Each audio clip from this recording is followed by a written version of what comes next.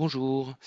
Donc dans cette session, nous allons nous intéresser au BIM en phase de construction et d'exécution.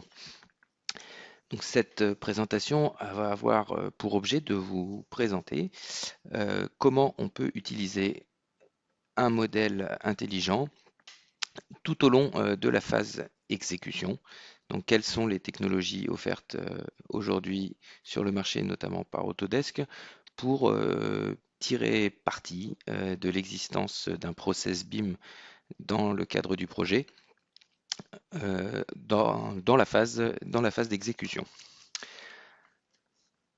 Alors, on a coutume effectivement de représenter souvent le process BIM au travers de ce type de slide.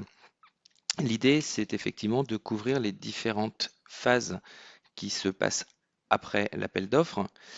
Donc, sur cette image, vous pouvez retrouver l'ensemble, ou tout au moins les différentes phases importantes on va traverser lors de la phase d'exécution. Donc on va dire depuis le gain de l'appel d'offres à la vérification que ce qui est modélisé peut être bien construit, la phase de synthèse qui est bien connue et pour laquelle en général la question ne se pose pas de l'intérêt du BIM. Donc tout ce qui va être métré, planification, méthode, la réalisation des plans d'exécution et des modèles d'exécution et de détail. Donc la partie fabrication, préfabrication, le suivi de chantier en phase d'exécution, donc tout ce qui va être implantation, vérification, pilotage, planning et l'administration de chantier avec naturellement au-delà de la phase d'exé, la partie exploitation et maintenance. Donc dans cette présentation, on va en fait se concentrer sur quelques-uns de ces workflows, on va dire, de ces points de passage obligés lors de la phase de construction. Et on va justement se concentrer sur ces différents parties du process de la construction pour regarder quels sont aujourd'hui les workflows que Autodesk met à disposition au travers de certains produits pour couvrir complètement ces différents points. Donc on va se focaliser sur la modélisation pour la construction, c'est-à-dire s'assurer que le modèle BIM est bien constructible tel qu'il existe, et si ce n'est pas le cas, comment on va pouvoir faire en sorte qu'il le devienne. On va naturellement s'intéresser aussi à la phase de synthèse, hein, donc la coordination entre les différents modèles et la synthèse, aussi bien les synthèses des terminaux que synthèse des réseaux, etc. On va ensuite avoir un focus sur la partie plan d'exécution, plan de détail, voir quelles sont les solutions aujourd'hui qui permettent de réaliser des plans d'exécution et de détail à partir d'un modèle BIM. Ensuite, on va voir la partie préfabrication, le suivi de chantier, les différents outils qui sont à disposition pour faire du suivi de chantier de façon efficace, toujours avec dans l'idée de s'appuyer sur l'existence d'un modèle intelligent. Et on finira avec l'exploitation et la maintenance, donc tirer parti de l'existence d'un modèle renseigné pour améliorer et faciliter la phase d'exploitation et de maintenance du projet. Donc dans un premier temps, modéliser pour construire. Qu'est-ce qu'on entend par là? En fait, il va s'agir de vérifier que les différents composants du modèle existant sont bel et bien constructibles. Et lorsque l'on a la possibilité de récupérer un modèle issu de la phase d'étude avant appel d'offres, donc en imaginant qu'on ait un modèle BIM qui vient de la maîtrise d'œuvre et qui a été transmis au moment de la phase d'appel d'offres, il est potentiellement probable que l'ensemble des éléments qui ont été modélisés ne l'ont pas été dans la logique de construire. Il est fort probable d'avoir quelques éléments qui ont été modélisés de façon à permettre de chiffrer, mais la façon dont la modélisation a été faite ne correspond pas à la façon dont on va construire. Donc l'idée, ça va être d'identifier les différents éléments qu'il va falloir retravailler pour les rendre effectivement compatibles avec les modes de construction. Donc cette partie-là va pouvoir se faire dans Navisworks. Ensuite, on pourra rebasculer dans l'outil de création de données pour modifier effectivement les différents éléments pour les rendre compatibles avec l'acte de construire. Et ensuite, on pourra naturellement retourner dans Navisworks pour vérifier que les modifications ont bien été prises en compte et on pourra éventuellement s'en resservir pour des process ultérieurs. Donc, voici une vidéo qui illustre ce principe. En fait, on va utiliser l'outil de maîtrise de Navisworks et on va rechercher en fait tous les types de dalles, par exemple, ici les dalles de terrasse, et on va les maîtriser afin de regarder quelles sont leurs surfaces globales. Et on peut voir que par exemple, dans notre modèle, on a deux dalles qui excèdent les 380 mètres carrés, qui sont naturellement beaucoup trop grandes. Donc il va falloir en fait les scinder pour tenir compte de l'existence de joints de dilatation notamment. Il va de soi que ces modèles ne vont pas être coulés d'un seul bloc sur une surface aussi importante. Donc dans Revit, après un basculement depuis Navisworks, on va simplement s'appuyer sur les trames des grilles et on va venir tout bêtement scinder notre dalle à partir de ces différentes trames. Et ensuite, on va pouvoir réexporter l'ensemble dans Navisworks pour vérifier la prise en compte de ces modifications. Donc de retour dans Navisworks, on peut voir que cette dalle qui n'était qu'un seul bloc au préalable a bien été maintenant scindée en trois blocs différents. Et on peut tout à fait, par exemple, créer une nouvelle tâche dans une simulation 4D pour tenir compte du phasage de coulage de ces différents éléments. Deuxième workflow sur lequel on va s'intéresser, c'est la synthèse. Alors là encore, c'est l'arrivée de la 3D, donc un des éléments d'un modèle BIM intelligent. Euh, toute- l'une des premières, L'un des premiers avantages de l'existence de modélisation 3D a été naturellement la capacité à faire une synthèse des réseaux, des terminaux, une coordination en fait des différents modèles beaucoup plus intelligente et beaucoup plus efficace. Donc l'outil chez Autodesk bien connu pour réaliser cette synthèse, c'est Navisworks, mais depuis quelque temps, nous offrons également une solution basée dans le nuage qui s'appelle BIM 360 Glue, qui va permettre également d'améliorer en fait le workflow de cette coordination en mettant en fait en, en offrant aux différents intervenants la capacité de travailler en amont de la cellule de synthèse. Donc l'idée en fait, c'est ces deux solutions, BIM 360 Glue et Navisworks, ne sont en aucun cas, euh, on va dire, en- enfin, il est tout à fait possible de les utiliser toutes les deux ensemble pour améliorer en fait la pertinence du workflow de coordination.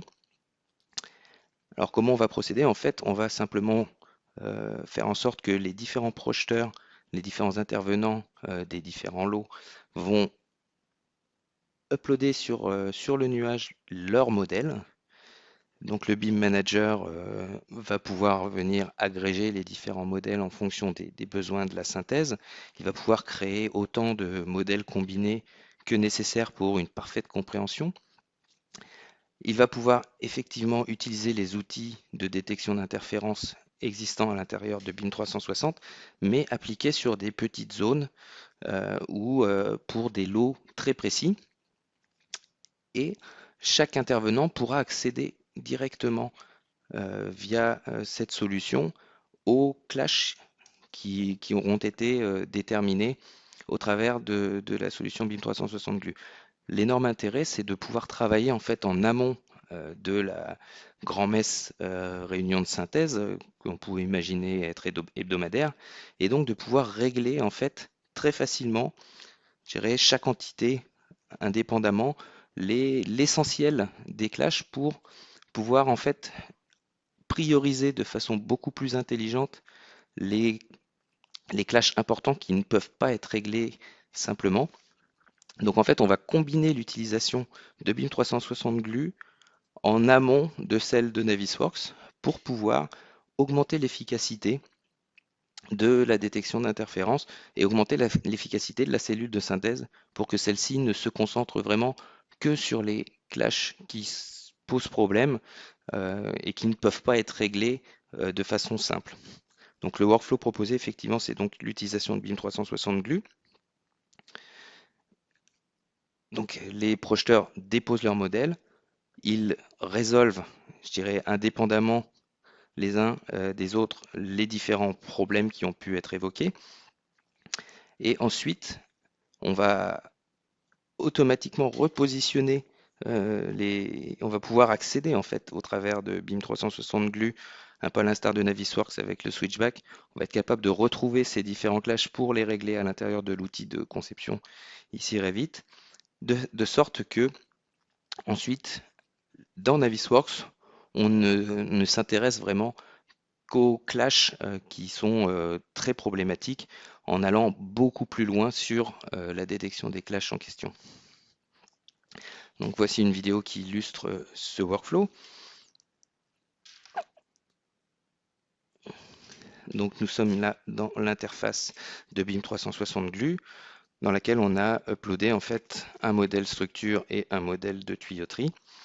Et on va simplement faire une recherche des clashs entre ces deux modèles. Donc vous voyez que on a quelques outils pour suivre l'évolution des clashs. On visualise très facilement, très simplement ces différentes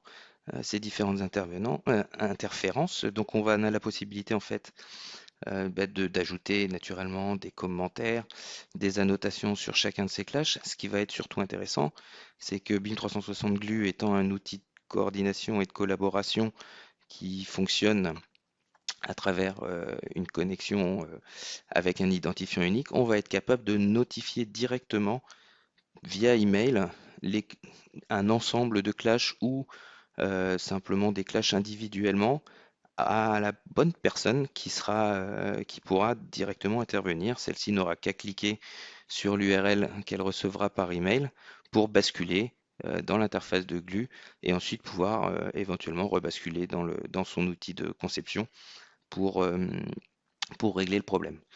Donc là, vous voyez que dans Navisworks, avec le même projet, on retrouve effectivement, là pour le coup, les mêmes clashs. Donc vous voyez qu'on arrive exactement au même résultat. Là, en l'occurrence, on aurait pu imaginer qu'un certain nombre des clashs identifiés dans BIM 360 Glue aient été résolus au préalable euh, avant d'être recherchés de nouveau à l'intérieur de Navisworks au moment de la cellule de synthèse.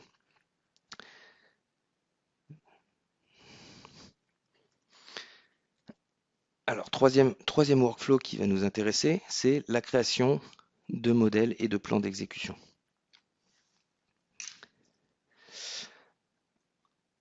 Dans un premier temps, on va s'intéresser d'abord au plan d'exé plutôt structurel, avec notamment la réalisation des plans de ferraillage et de coffrage, et en l'occurrence surtout de ferraillage ici. Donc le workflow traditionnel, naturellement, on récupère un modèle structure qui aura essentiellement servi en fait à la partie calcul. Donc ce modèle n'est pas forcément détaillé au point d'avoir l'ensemble du ferraillage.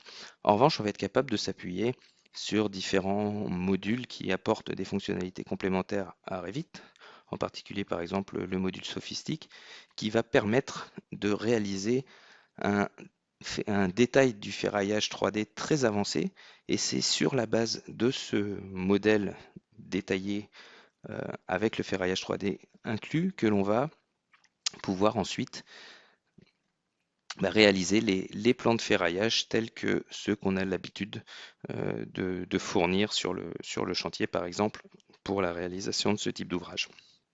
Naturellement, l'intérêt d'avoir un modèle 3D avec le ferraillage détaillé, c'est qu'on peut imaginer s'en servir également au niveau de la coordination et en particulier de la synthèse des terminaux, où vous avez ici un exemple d'une synthèse entre un interrupteur qui est incorporé dans un poteau, et on voit bien que là, pour le coup, l'interrupteur tombe dans un fer du poteau, qu'il faudra agir en conséquence.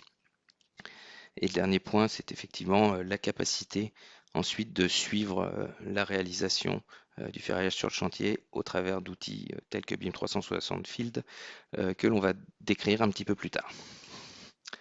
Alors voici une vidéo qui illustre ce que je viens de vous exprimer. Donc vous avez ici un modèle 3D ferraillé qui a été réalisé à l'aide du module de sophistique. Donc on se concentre sur la zone qui nous intéresse. On va simplement, avec les différentes fonctionnalités de Revit, afficher et masquer seulement les éléments nécessaires à la réalisation du plan de ferraillage.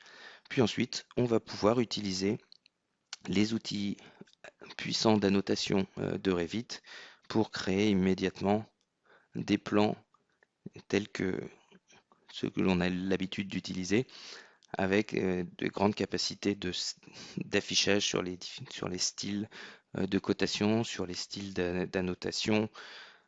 Et vous voyez que ça va assez vite de pouvoir coter et réaliser un plan de ferraillage traditionnel, avec ici une mise en plan globale où l'on retrouve des détails euh, et des annotations traditionnelles pour effectivement avoir quelque chose de conforme à ce que l'on souhaitait avoir sur le chantier. Hop. Alors sur la partie fluide, là aussi on va pouvoir bénéficier d'une innovation de la version 2016 de Revit qui offre la capacité en fait d'utiliser du contenu vraiment détaillé qui provient pour partie de fabricants d'équipements techniques, en particulier d'équipements de réseau, tuyauterie, gaines, chemin de câble. Donc on va s'appuyer en fait sur cette base de données de contenu existant dans l'offre Autodesk Fabrication MEP, Autodesk MEP Fabrication, et Revit 2016 offre la possibilité d'utiliser à l'intérieur de Revit l'ensemble de ce contenu pour réaliser en fait des modèles détaillés qui s'appuient sur du contenu réel, un contenu encore une fois très riche puisqu'on a des centaines de milliers de références qui sont disponibles. Et à partir du moment où l'on aura un modèle détaillé, il sera assez simple de pouvoir réaliser des plans d'exé et des plans de détail vraiment très aboutis. L'idée, naturellement, après avoir réalisé la synthèse des réseaux en s'appuyant sur ce contenu réel, donc une synthèse beaucoup plus précise, l'idée c'est de passer à la phase d'après et de réaliser la fabrication à proprement parler des différents éléments constitutifs du réseau en s'appuyant sur un outil comme Autodesk Fabrication Camduct, donc qui est un des produits de l'Autodesk, de la gamme Autodesk MEP Fabrication, avec là encore, en dernière phase, naturellement, une fois sur le chantier, la capacité de suivre de façon fine la réalisation de la prestation sur le chantier au travers de l'outil BIM 360 Field.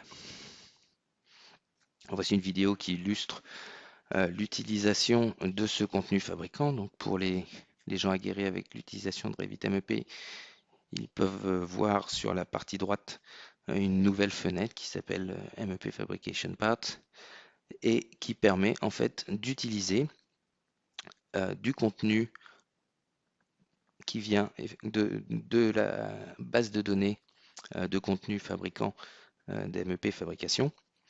Et une fois que on a réalisé notre modèle, on a la capacité en fait de créer un fichier compatible avec les produits de la gamme fabrication, donc un fichier .maj ou .esj.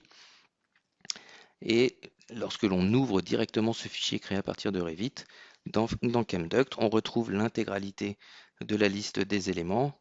On va être capable en fait de venir positionner les développés de chaque pièce sur les feuilles de métal et de créer le fichier de commande numérique associé pour fabriquer effectivement ce contenu. Alors ensuite, donc la gestion de chantier. Après avoir fabriqué les éléments, il va falloir effectivement les poser. Et pour ce faire, pour suivre en fait ce chantier, Autodesk propose une offre qui s'appelle BIM 360 Field, donc là aussi basée dans le nuage, et qui va nous permettre en fait de créer à partir du modèle BIM une base de données de chantier très riche que l'on va en fait faire évoluer au fil du chantier en ajoutant des informations directement liées au chantier et pouvoir en fait faire évoluer là encore notre modèle BIM tout au long de la phase d'exécution. Alors BIM 360 Field se compose notamment d'une application mobile sur laquelle on va être capable de venir charger l'ensemble des documents dont on va avoir besoin sur le chantier. Donc avant de partir le matin, une fois connecté, on va charger l'ensemble des éléments qui nous seront nécessaires pour la journée. Donc on emmène ces documents sur le chantier. Ces documents peuvent être de tout type, ça peut être des plans, ça peut être des modèles naturellement, des fiches techniques, des, des checklists, des procédures des procédures d'assurance qualité, des procédures de sécurité, des listes, enfin des fiches de non-conformité, enfin peu importe. On choisit effectivement la nature des équipements que l'on souhaite emmener sur le chantier et une fois sur le chantier, on va se servir de l'application adéquate qui s'appelle BIM 360 Field, donc disponible sur iOS. Et cette application complètement adaptée à une utilisation tactile va nous permettre très rapidement bah, de, de remplir les différents documents, de venir renseigner les différents documents qu'on a emmenés sur le chantier, sachant naturellement que ces documents vont pouvoir ensuite être, une fois que l'on va se reconnecter, puisque l'utilisation de l'application ne nécessite pas de connexion, on va être capable en fait d'uploader les différents éléments sur le nuage et donc de pouvoir renseigner la base de données de chantier euh, je dirais, au jour le jour et de faire en sorte que l'ensemble des intervenants du chantier vont pouvoir accéder en fonction de leurs droits aux informations et avoir un suivi global, que l'on soit maître d'ouvrage, que l'on soit maître d'œuvre, que l'on soit entreprise générale, entreprise sous-traitante. Tout le monde va pouvoir suivre effectivement l'évolution du chantier au fur et à mesure et optimiser la réalisation et la gestion de ce chantier. L'intérêt naturellement étant que les modèles qui ont été mis sur BIM 360 GLU sont directement disponibles là aussi et connectables avec la base de données de chantier que constitue BIM 360 Field pour vraiment tirer complètement la quintessence de l'existence du ou des modèles BIM, notamment en phase de suivi de chantier. Donc voici une vidéo qui illustre ce que je viens de vous présenter. Donc là nous sommes dans BIM 360 GLU. On a réalisé quelques détections de clash. On bascule dans l'outil de création de données pour effectuer les modifications.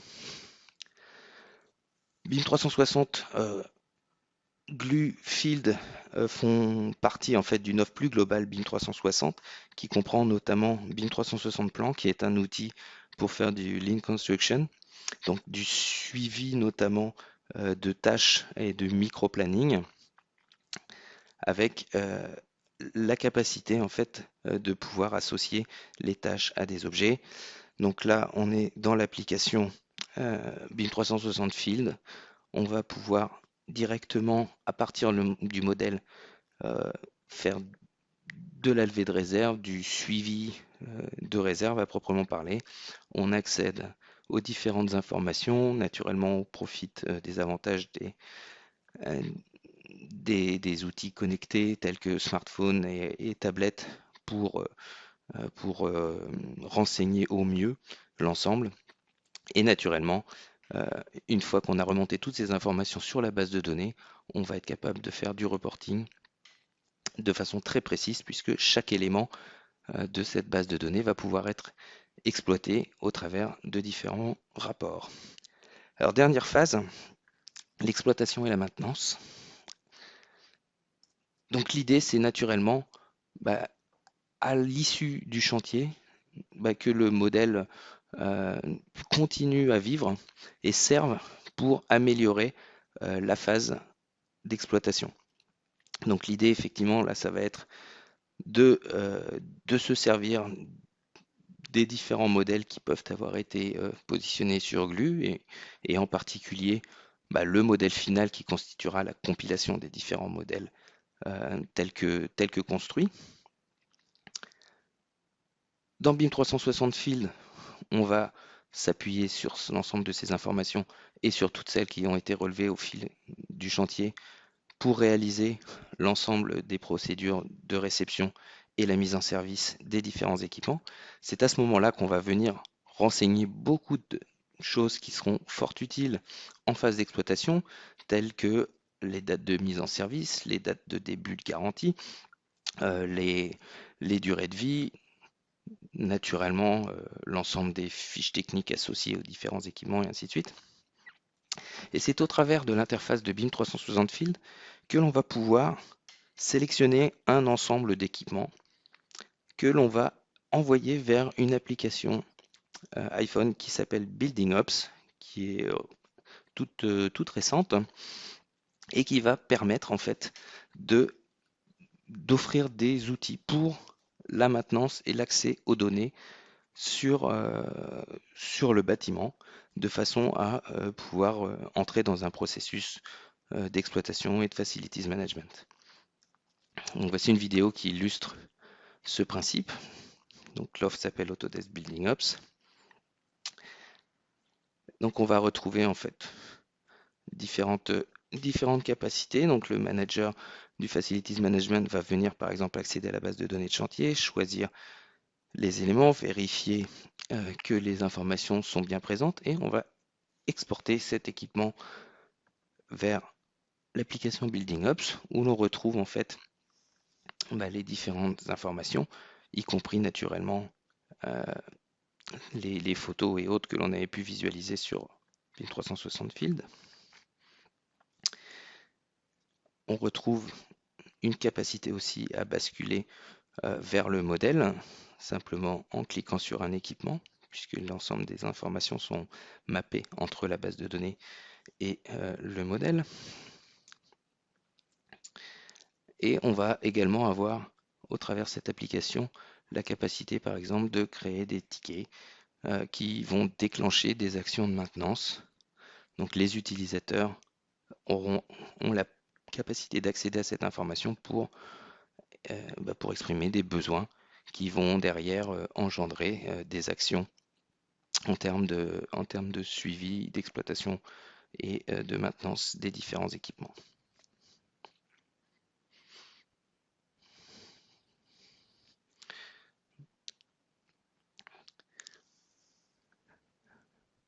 Voilà, cette application va avoir différents environnements selon que l'on est manager, utilisateur ou technicien de maintenance, chacun ayant accès à différentes informations en fonction de ses droits et naturellement de ses attentes et de ses devoirs.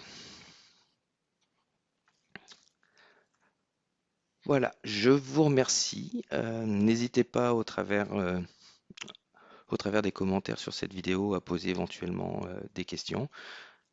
Je vous souhaite une bonne journée Et j'espère que cette présentation vous aura éclairé sur l'utilisation en phase d'exécution du modèle BIM au travers des solutions d'Autodesk.